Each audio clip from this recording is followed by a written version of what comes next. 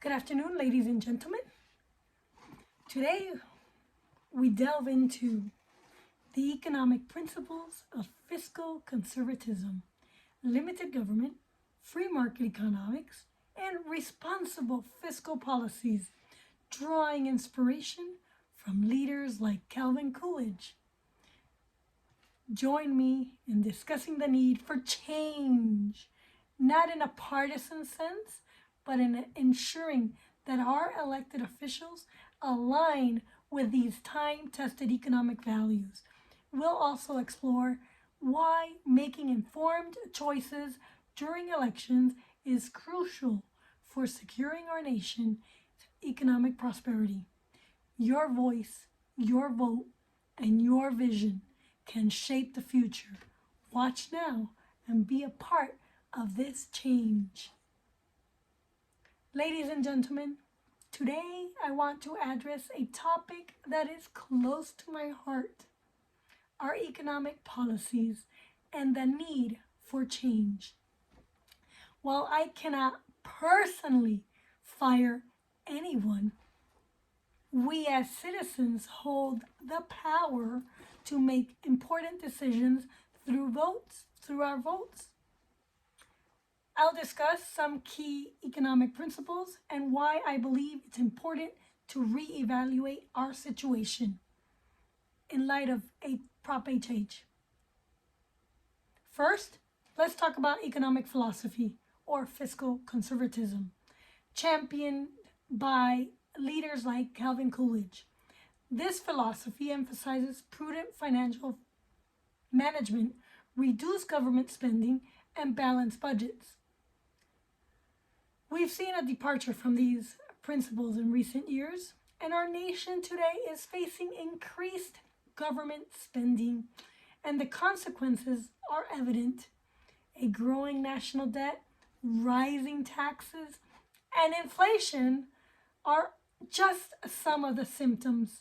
It's time to reassess our fiscal policies to ensure that we leave a prosperous nation for future generations. A commitment to limited government intervention in the economy has been essential to our economic success. However, we have witnessed an expansion of government regulation and controls. We need to strike a balance between the necessary oversight and allowing the free market to flourish.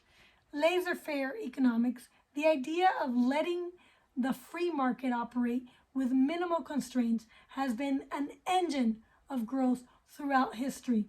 We've seen entrepreneurship, that's me, innovation, that's me, and job creation, that's me again, because as a business owner, that's my job, thrive when the government takes a step back.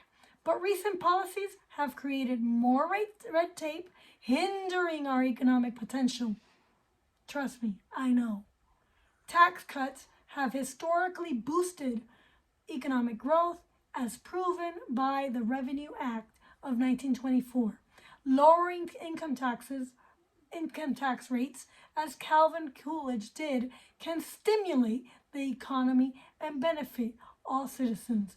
Reevaluating our tax policies is crucial to keeping our economy strong. Sound money and maintaining the gold standard have provided economic stability. Inflation erodes the values of our currency and affects every American. We need to protect the value of our money through responsible monetary policies, which I argue right now we don't have responsible monetary policies.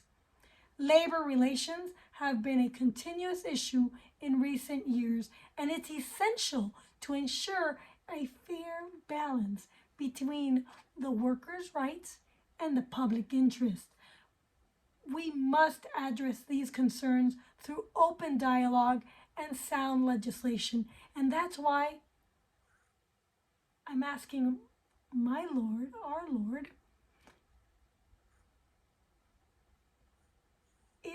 I can have another run for office. I'll let you know in the coming months what I decide, what he decides. I've completely abandoned myself to him and his will, and I'm letting him decide what's in store for me next. Now, I want to address the notion of needing change in our leadership. While it's not about firing anyone, it's about making informed decision. And actually, when you vote, you're firing. We have witnessed a shift away from these important economic policies, leading to potential consequences for our nation's prosperity. Our democratic supermajority has controlled the political landscapes, and it's time for us to consider whether their policies align with these principles. That's the bottom line. I believe that evaluating and potentially making changes in our representation is essential to safeguard our economic future. It's not a matter of partisanship, not partnership.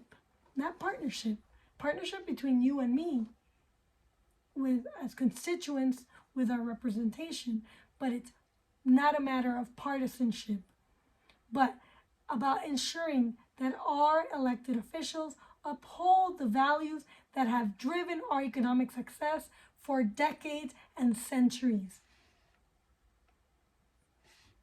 In the upcoming elections, currently in a week, we as citizens have the power to make our voices heard. It's our duty to vote for leaders who understand the importance of fiscal conservatism, representation, limited government, free market economics, and responsible fiscal policies, as well as upholding the Constitution. Together, we can shape the future of our nation and secure prosperity for generations to come. So consider who you're voting for, and don't vote just because they're Democrat or Republican. Vote because you believe in the person that is running to represent you. That's the bottom line. Thank you for listening, and let's work together to make a difference. Until next time.